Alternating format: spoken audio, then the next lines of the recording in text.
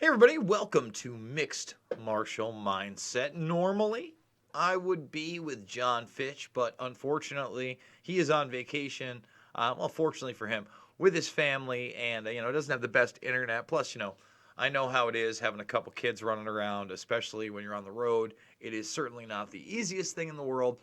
So we just hope that he has a great time out there. That being said, I didn't want to not do the program because we had a big night, some controversy over at the Rio or the Rancho Rio, was it? Rio Rancho, New Mexico show.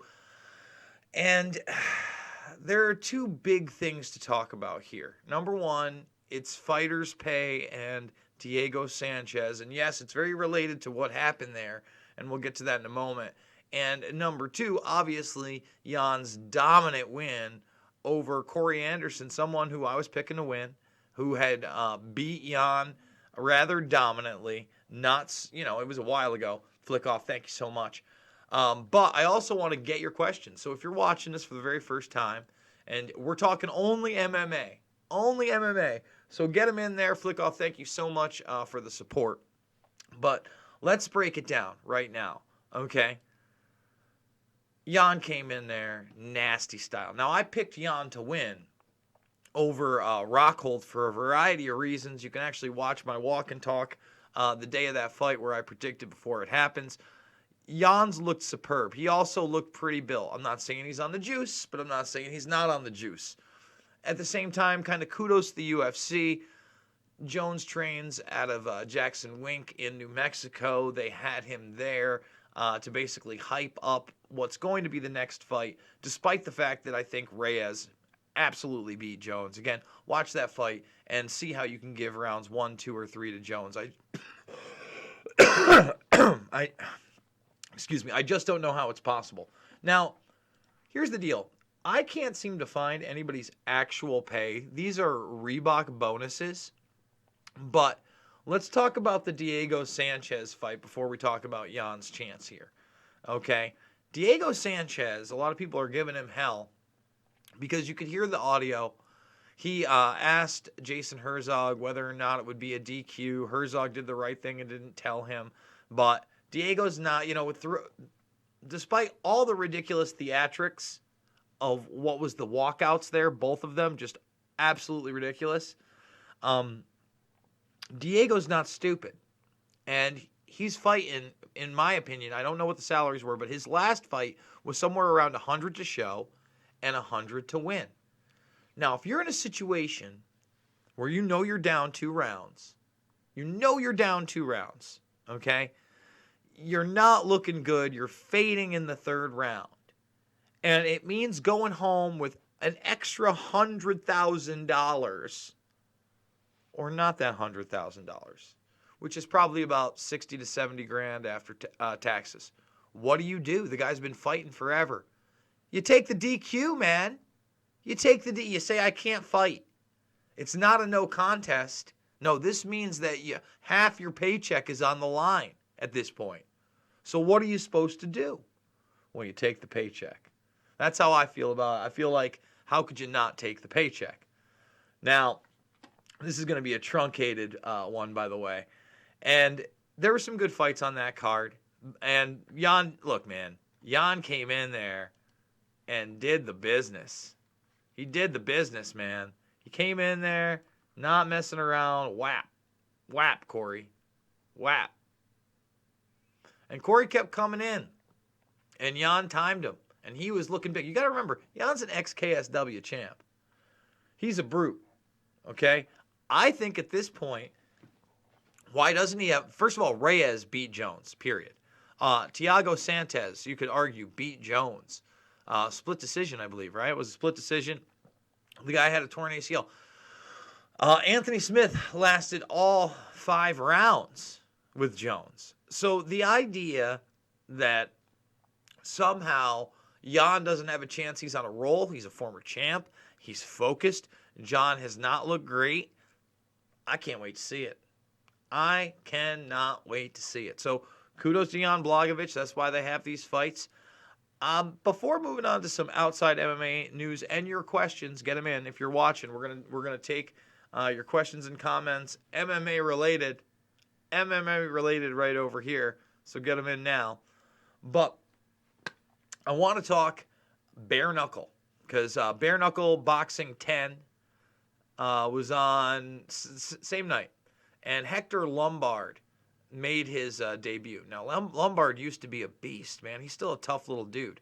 The last few outings in the UFC did not work out for him. They tried to hype him up when he first came in, and he just wasn't able to perform at the level in the UFC you need to. You know, he was a killer in Bellator. I enjoy watching him fight. 42 years old.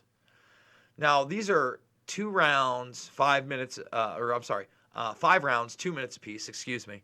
And some of them are pretty brutal, but I watched the co-main event, for instance. And that one, you got 2 guys that went hard at each other for, 10 minutes. I mean, you got to watch it hard. And there was definitely a dominant performance. The other guy would not go down and quit. He ended up winning. You know, it wasn't as brutal with the Lombard fight. And in fact, he may have been gifted a decision. I felt like the other guy who was 2-0 actually looked better, and I'd seen a couple of these BKFCs. To say there's no skill level in BKFC would also be a lie. To say that there isn't a lot of damage to both your hands and your face, and possibly other parts of your body in there, that would also be a lie. I don't know. How do you guys feel about the BKFC? You let me know. Now, I want to talk some company men. I want to talk who's not a company man. I want to talk Habib Nurmagomedov openly stating that the UFC's plan worked, you know, whether you want to call the fixes in or not. But I missed this one last week and basically said, you know, they were able to sell the narrative of the Conor comeback. And the reason I bring this up is because it looks like also they're trying to sell you a Conor McGregor-Paul Felder fight. Now, Paul Felder's a really good fighter. I have a ton of respect for Paul Felder. I don't think that Paul Felder would take a dive. But I didn't think that Cowboy would take a dive. And a lot of people wanted to say company man, P3, you name it, whatever. I'm beyond all that stuff. Felder has a contract with the UFC and ultimately ESPN now to call fights. Fight careers last sometimes less than 10 years. When they go beyond that, that's tremendous. Successful fight careers, you're talking 1 in a billion. I mean, come on. I mean, super successful. You know, what if he goes out there fully ready to take on McGregor and somebody somewhere approaches him and says, oh man, Paul, we absolutely love you at the desk. In fact, I think tomorrow we're ready to sign a $10 million 5-year deal with you. It's $2 million a year to call fights, Paul. But we need you to go down. What do you do? Do you not take a guaranteed $10 million over 5 years? What do you do? Or, you know, it's even put another way, or we could not sign you at all, and your contract's up in 6 months, and good luck getting a contract on one of the other networks that, you know, are our competitors. Certainly, you don't have it Chael Sonnen style where they're going to hire you to cover Bellator for DAZN and Paramount Network. So there are a lot of interesting inner politics going on, especially with the push of the violent rapist known as Conor McGregor. I know I haven't really focused on that lately, but there hasn't been a lot of news.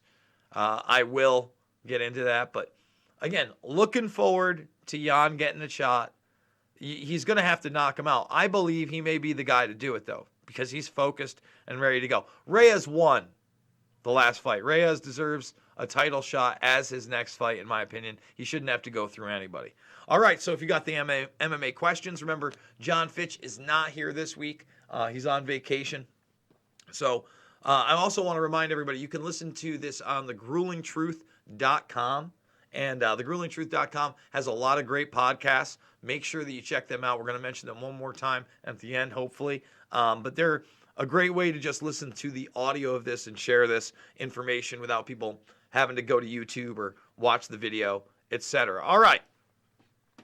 let's see what we got, guys. Let's get that MMA talk in here. And once again, Flick Off, thank you for all the support. Jason, have you ever trained, fought before? No, I've recently been punched in the face. I've never trained. I've never fought. I grew up as like a poor kid. So definitely scrapped a little bit when I was a kid and, got my ass kicked in high school. I've bounced. I've been in some bar fights here and there.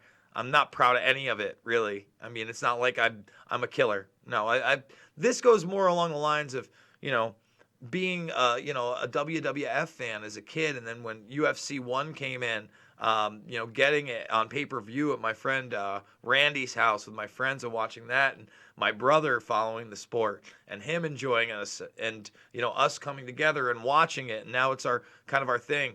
I'll probably be watching the Deontay Tyson Wilder fight this weekend with my brother. I'm really excited for that fight. I think the majority of us are really excited for that fight. Wilder Fury 2 should be absolutely awesome. What's the next move for Corey? He had the awesome finish his last fight, and now this. It's a great question because he'd also been knocked out by St. Preux. He was on a nice run, but it wasn't like he didn't have his holes. And I mean, he kept coming forward. He was eager. It was almost Brunson-esque. So that's probably, maybe Brunson moves up to 205 and fights him. In the 205 division, who's left really to fight him? I mean, maybe they put him up against Reyes if Reyes has to fight somebody before a championship. I mean, that makes sense. Corey Anderson tries to redeem himself and knock out Reyes, and they can try to disprove that Reyes won the Jones fight somehow by not beating Corey Anderson. So that's certainly in there. I think Manoa also knocked out Corey Anderson, but I mean, Manoa can knock out a horse, and sometimes he just gets knocked out. Jan versus Reyes for a shot on Jones. Nah. I mean, again, Jan. I'm glad they had Jones there. I think they might have been expecting Corey Anderson because of how he beat him before, but Jan might just be hitting that moment, man. Yeah, I saw Conor said something about Diego, but not as like a fight, right?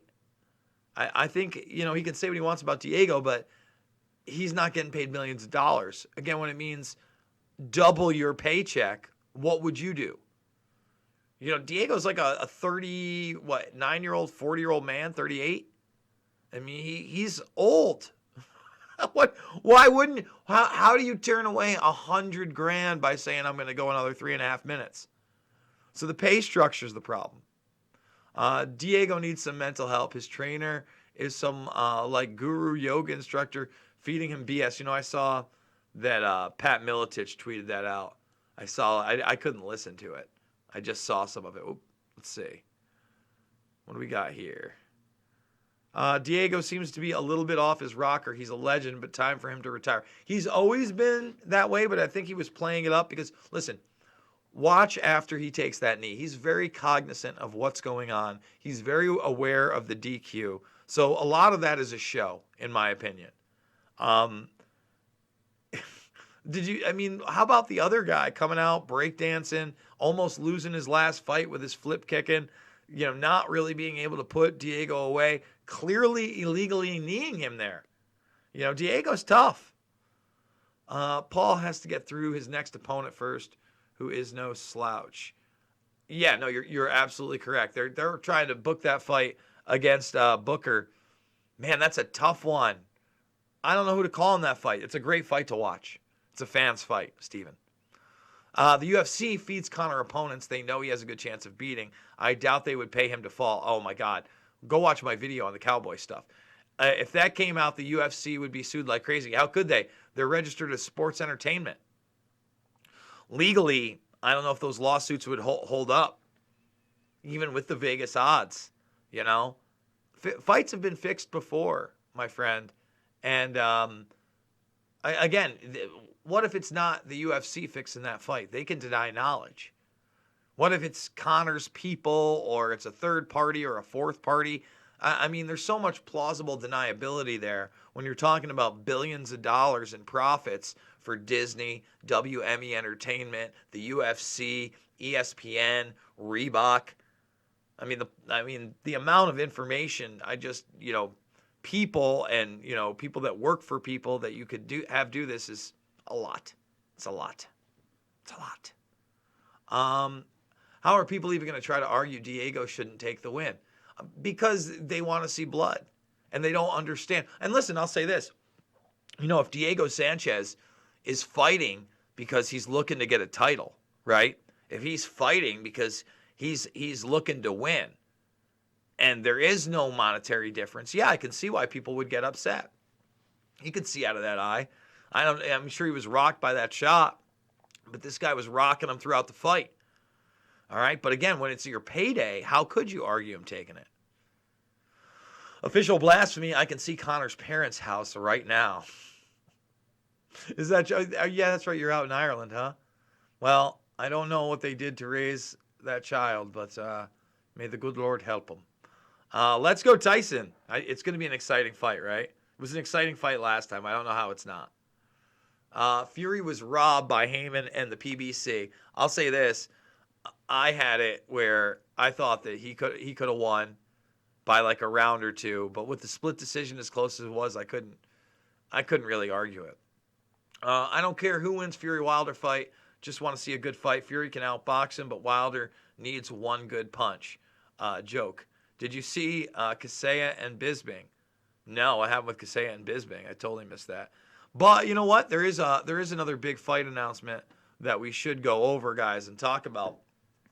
Rafael Cavallo, who beat Gegard Mousasi, came back and beat him. What a fight. Awesome fight. Amazing fight. Great fight.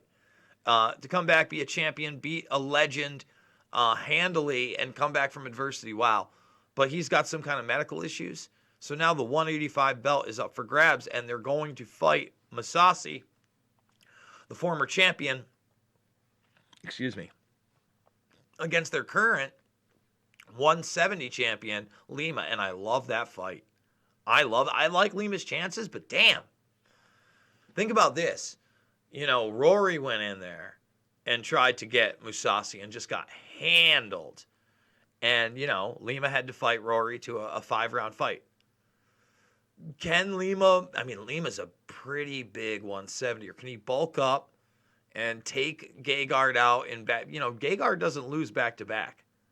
That's the other thing. After a loss, I think that checks his mind. But as people get older, you never know. I think that's an interesting fight. I'm not sure who to call on that one, but I'm kind of excited about that. I wanted to get Fitch's take on that, obviously, because that's going to put away the 170 belt for another 6 to 9 months. I would think. What are you guys' thoughts? We got any more questions over here? Let's see. We got. Let's see. Kaseya and Bisping going at it at the post-show. Pure comedy. No, I didn't. Hi, Jason. Thinking of doing what you do from England and France. Must be hard work trying to get people off the BS net YouTube and get on somewhere else apart from tech giants. It is, but you know what? What's really cool about this platform for these guys is that this is just MMA, Brazilian Jiu-Jitsu wrestling, real wrestling, and free-thinking media.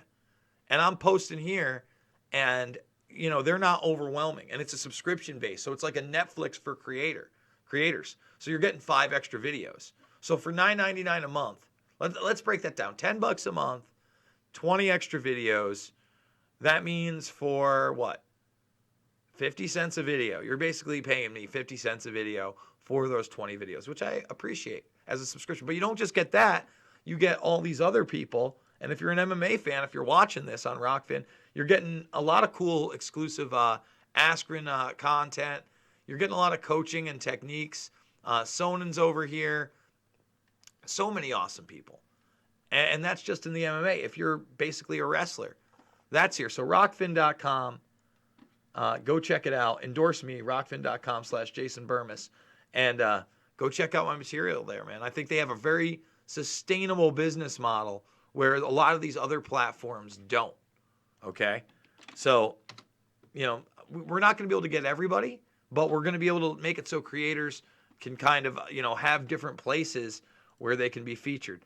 That being said, guys, if you are an activist on top of an MMA fan, make sure to do a video for the Action for Assange Network and send it here. I'm going to put that in the chat as well. And remember to support free speech. Thumbs this video up, subscribe, and share it, by the way. It's going to be a shorter mixed martial mindset. We do it 3 to 7 times a day. I'm actually going to have Robbie Martin on later on, and then Andrew from Action for Assange to talk about those actions. Remember, thegruelingtruth.com, that's where you can listen to this audio podcast. This is a shortened version. We usually do it for about an hour. $5, $10, $15, it means the world to me. I'm definitely going to DC next week with the Action for Assange crew. Whether I'm there 3 days or 2 days or 1 day, really depends on how much higher we get on the GoFundMe, how much time I can really spend out there. So we'll see. I'm pretty excited about that. And remember, I am a documentary filmmaker. All my documentaries are free right here. Loose Change Final Cut, Fabled Enemies, Invisible Empire, A New World Order Defined, and Shade the Motion Picture. I love you guys, and I'll see you all on the flip side.